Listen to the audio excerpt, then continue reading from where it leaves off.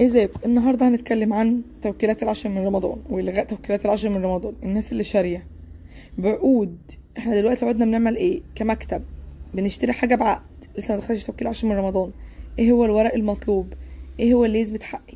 ايه هو اللي انا اقدر ان المالك لو رجع في كلامه اكون ضمنت حقي، حتى فلوس، مش لازم قيمه الارض، مش لازم الارض، اكون حتى ضامن قيمه المبنى او الارض او الشقه اللي انا دفعتها. هنتكلم على كل ده وهنتكلم على الاوراق اللي احنا قعدنا بنعملها اليومين دول. عايزه اقول الناس اللي حابه تشتري في العشر من رمضان، الدنيا هاديه قوي قوي اليومين دول، دي انسب فتره للشراء، نصيحه مني ليكوا، دي انسب فتره للشراء. هنتكلم في حاجات كتير قوي. طبعا هنتكلم على الارض اللي دخلت توكيل العشر من رمضان والارض اللي لسه ما دخلتش توكيل العشر من رمضان. هنتكلم ان دلوقتي كل الاحياء خارج توكيل العشر من رمضان، بس ايه المطلوب مني او الورق اللي انا ممكن اعمله واضمن بيه حقي. في ناس هتقول لا مش هيبقى ضامن، لا بس انا بقول لكم قانونيا بيبقى ضامن حقك كويس قوي. حتى المالك ما بيقدرش يلعب بيك، حتى لو بدأ يلعب انت بتقدر تجيبه. بس هقول لكم تعملوا ايه. اهم حاجه لما اعمل الحاجه دي لازم اكون جايب المالك، ماشي؟ هنتكلم في حاجات كتير قوي مهمه في الفيديو ده، اسمعوا كامل، حطوا لايك، اشتركوا في القناه، الناس لسه ما اشتركتش في قناتنا تشترك فيها وتفعل الجرس، اعملوا شير للفيديو عشان اكبر عدد يستفاد زي ما حضراتكم استفادوا من زي ما انتوا استفدتوا من الفيديو، غيرنا يستفاد هو كمان. عايزه اقول الاحياء دي كلها كانت داخل توكيل 10 من رمضان، الاحياء دي كلها كانت داخل توكيل 10 من رمضان. الاحياء الجديده كلها كان في بعض الاحياء داخل توكيل وبعض الاحياء خارج التوكيل. هنتكلم اللي داخل التوكيل، هنتكلم عن الاحياء اللي بنت، فانتوا كنتوا اوريدي على طول تقولوا لا ده طالما بنت وفيها حياه والدنيا اشتغلت فيها يبقى عدى على محضر الاستلام بتاعها 5 سنين يبقى دخل التوكيل 10 من رمضان. وهنتكلم عن الصحراء اللي لسه ما بنتش وما كانتش داخل توكيل 10 من رمضان، وفي اماكن كانت داخل توكيل 10 من رمضان. دلوقتي داخل توكيل او خارج توكيل، بنت ما بنتش، كله قاعد زي بعضه، كله قاعد زي بعضه. طيب باب وشباك حلو، اي حاجه تخص الخشب صناعيه تركب، كل ما يخص الخشب رقمهم اهو 01000 16 16 05. تواصلوا معاهم في العشر من رمضان، طبعا عاملين شغل كتير في كل الاحياء والمجاورات وخارج العشر من رمضان. اللي حابب يتواصل معاهم ده رقمهم، تواصلوا معاهم، عندهم كل الشغل تقيل وخفيف زي ما قلت لكم، ولو جاهز صنايعيه تركب كل ما يخص الاخشاب، ودنهم انتريهات صناعات، اي حاجه تخص الخشب هم عندهم موجود عندهم كل ده. تعالوا بقى نرجع لموضوعنا عشان نتكلم عن الاراضي. عايزه اقول على حاجه، القطع المميزه، القطع المميزه دايما الناس كتير بتتجه ليها عشان مش بيبقى عليها مشاكل، عايزه اقول ان صاحب الارض لو شخص يعني غير سوي او شخص مش كويس، حتى لو انت واخد قطعه ارض مميزه اللي هي التعامل فيها بيبقى سهل جدا، برضه بيبقى في مشاكل معاك مع صاحب القطعه. لو صاحب القطعه مش كويس هيبقى في مشاكل مع صاحب القطعه. هحكي على قصه بسرعه كده خفيفه. صاحب قطعه باع قطعه كبيره مميزه، فكان بايعها بايامها، السعر لسه ما كانش غالي قوي، فلما بعدها بسنه او 2 الدنيا زادت قوي، فصاحب القطعه طمع، راح عمل وقف تعامل في الجهاز على القطعه. كده يبقى صاحب القطعه لا استفاد حاجه ولا المشتري استفاد حاجه، الاتنين مسكوا ببعض، ابتدوا يروحوا للجهاز، مشاكل بينهم كتير. الجهاز ما بيعترفش باي ده، الجهاز ما بيعترفش باي حاجه من الحاجات دي.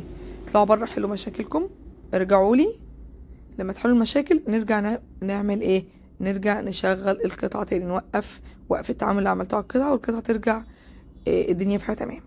فده بيحصل، ده بيحصل، وده لسه كلام يعني قريب جدا. فهو ربنا بيسترها. ده يخليني اخاف ان انا ما اشتريش، زي ما انا كنت بقعد يعني اتكلم مع ناس كتير اقول لهم الاراضي دي ما خدتش توكيل 10 من رمضان وغليت قوي، فهيبقى فيه ركود، هيبقى فيه هبوط، ما تشتروش بالاسعار دي. طيب يقولوا لي طب ما انت بتقولي دايما اللي خارج التوكيل مش امان. لا دلوقتي اقدر اقول لك ان كله قاعد خارج التوكيل، حتى المميز اهوت قاعد بيبقى فيه بعض المشاكل قليله، بس فيه بعض المشاكل، لو الملك مش محترم بيبقى فيه بعض المشاكل، ماشي؟ طيب ايه اللي يضمن حقي بقى في الاسكان الاجتماعي؟ كشقق اسكان اجتماعي، في شقق لسه ما دخلتش توكيل 10 من رمضان، يعني زي الحي 33 ده لسه ما دخلش توكيل 10 من رمضان. الشقق فيه قاعد ماسكه سعر، كنت هتحايل عليكم الشقق السنه اللي فاتت، دلوقتي الشقق قاعد ماسكه فيه 500,000.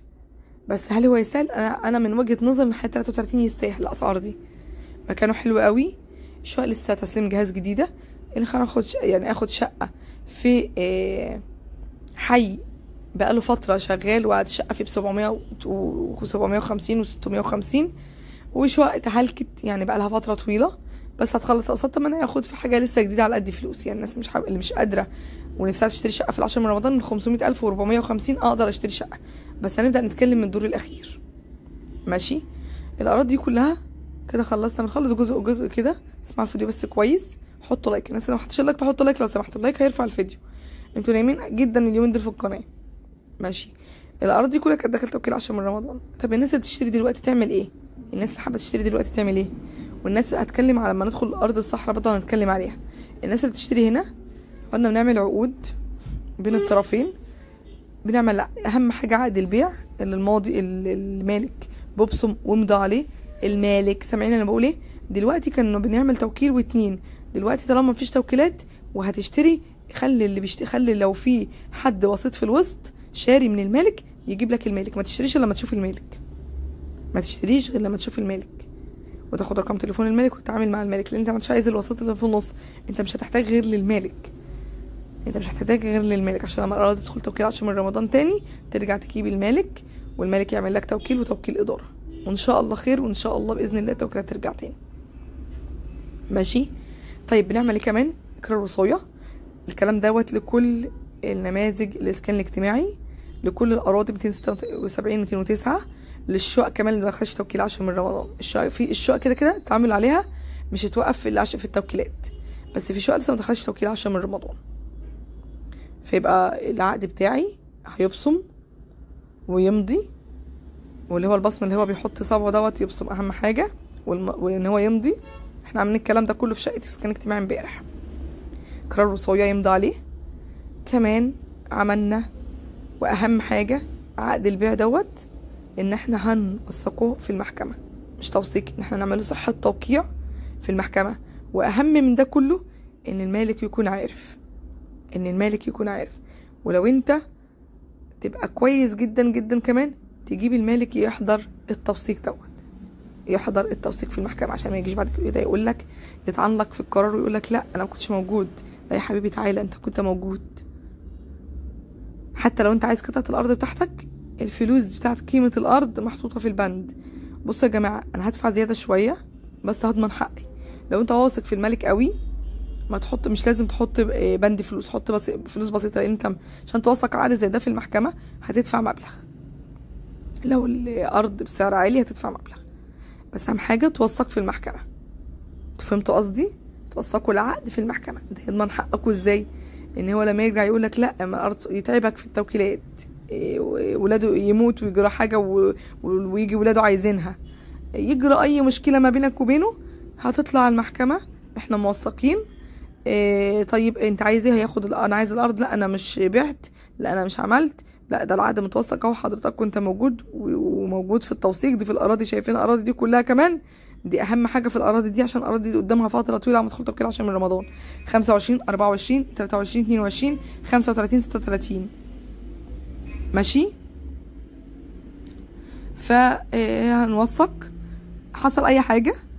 طيب يوم ما هنحكم ويوم ما مش هنعرف ناخد من الارض من المالك، هناخد قيمه الارض بتاعتنا اللي موجوده في العقد. هناخد قيمه الارض اللي موجوده في العقد. المكتب بتاعنا كله قاعد بيشتغل النهارده كده، مخلصين شغل كله امبارح كده، وبقالنا فتره من يوم التوكيل ما وقف، ومن قبل ما التوكيلات تقف كنا بنشتغل الكلام ده. بقالنا فتره بسيطه في الاراضي اللي ما كانش تشتغل توكيل 10 من رمضان، لكن دلوقتي ما عادش في توكيل 10 من رمضان، فقعدنا بنشتغل في كل حاجه بالعقود دي والتوثيق ده. ده رقمي للتواصل معايا، اللي حابب يشتري قطعه ارض، اللي حابب يبيع قطعه ارض، الجادين بس لو سمحتم هما اللي يشتري. الاراضي مفيش ارض دلوقتي اقل من 950، مفيش ارض اقل من 950 950. الاسعار نزلت هبوط فظيع في العاشر من رمضان، وده انسب وقت انا قلت لكم تشتروا فيه. الاراضي دي وصلت سعرها ل 950. ال 25 عاد بتتكلم في مليون، في قطعه في ال 25 وصلت مليون جنيه.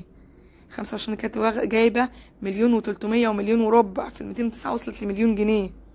23 و 22 كانت جايبه مليون و200، قعد وصلت في اراضي وصلت 900,000 جنيه. انتوا متخيلين؟ ففي هبوط وركود فظيع.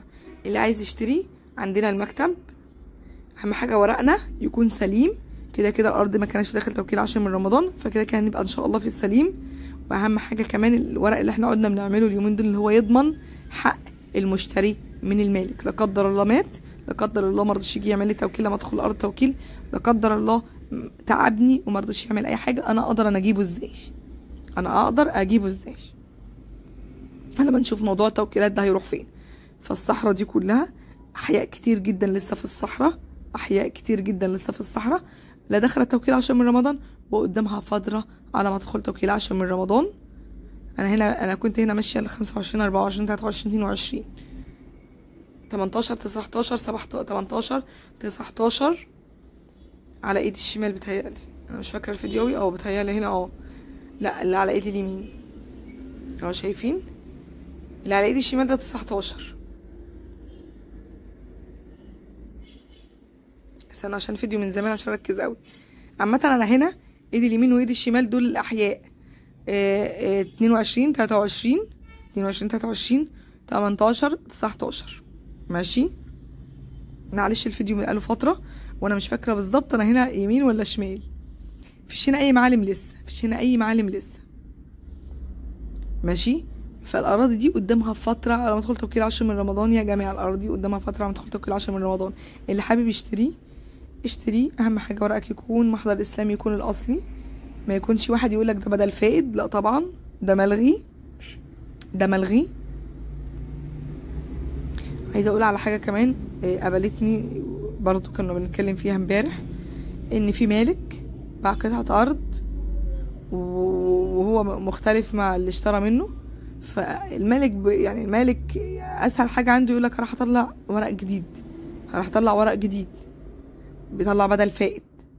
بس عايزه اقول حاجه كويسه برضو ان الجهاز ما عادش بيطلع ورق فائد. كان الاول ممكن اطلع ورق فائد اقول ده انا الورق ضاع ومحضر الاستلام بتاعه ضاع فاروح اطلع بدل فائد واستلم بسهوله. دلوقتي الجهاز عاد بيدقق قوي في الكلام ده، ما عادش بيطلع الورق ده بسهوله، يعتبر ما عادش بيطلعه زي الاول. شفتوا انتوا فاهمين الدنيا فيها ايه؟ يعني كده كده عايزه اقول مهما ضمننا حقنا، حتى لما كانت الارض تاخد توكيل 10 من رمضان او البيوت داخل توكيل 10 من رمضان والمالك عايز يبهدلني هيبهدلني طالما انا لسه ما سلمتش البيت للجهاز وما نقلتش الملكيه باسمي، فكده كده ما كنتش في السليم. اسوأ حاجه في المدن الجديده ان انا بكون تحت رحمه الملك في كل الحالات.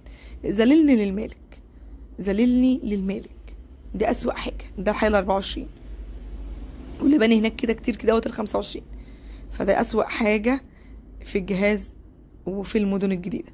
لكن الاصعب عندنا جهاز 10 من رمضان وان شاء الله خير، لان كده كده المدن الجديده التوكيلات ما وقفتش فيها غير 10 من رمضان هي اللي التوكيلات وقفت فيها. كمان قالوا البيت هيتسلم 4 ادوار، عبور شروق الحتت دي كلها بدر بتسلم دور واحد بس. فان شاء الله خير، بعد العيد نسمع كلام جديد ان شاء الله باذن الله. اتمنى اكون لو قدرت افيدكم واستفدتوا معايا. تحطوا لايك وتشتركوا في القناه وتفعلوا الجرس. اعملوا شير للفيديو اعملوا شير للفيديو يا جماعه عشان الناس تستفاد زي ما انتوا حضراتكم استفدتم. كلكم طبعا في جروبات واتس، في جروب الواتس عشان كل واحد عنده قطعه ارض، كل واحد شارك قطعه ارض في الاحياء الجديده دي. نصيحتي ليكم انتوا معاكم العقد بتاعكم، اطلعوا وثقوا في المحكمه، ولو عرفت تجيب الملك كمان يحضر ساعه التوثيق تبقى حاجه كويسه جدا جدا جدا. عندنا المحامي وعندنا المكتب. حابين تشتروا قطعه ارض، حابين تبيعوا، بنضمن لكم حقكم بنضمن للمالك والبائع. قعدنا بنكتب بنود كمان حلوه جدا ان كمان انت اشتريت قطعه الارض دي اي ملتزمات ماليه بتبقى على اللي اشترى مش على المالك صاحب قطعه الارض، وبالطرفين بيمضوا على الكلام ده كله في شقه او ارض علشان لا ضرر ولا ضرر، عشان ما نضرش ده وما نضرش الطرف ده. حبيت اطلع اقول لكم كل المعلومات الجديده دي اللي احنا قدام ماشيين فيها في 10 من رمضان. ده كله كده ال 24 ايدي الشمال دوت ال 25. يبقى الناس اللي شاريه اراضي في الاماكن دي كلها، في الارض اللي لسه ما دخلتش توكيل 10 من رمضان وشاريين والاراضي دي اتباعت مره واثنين وثلاثه واربعه، بسرعه اعمل صح التوقيع للعقد بتاعك.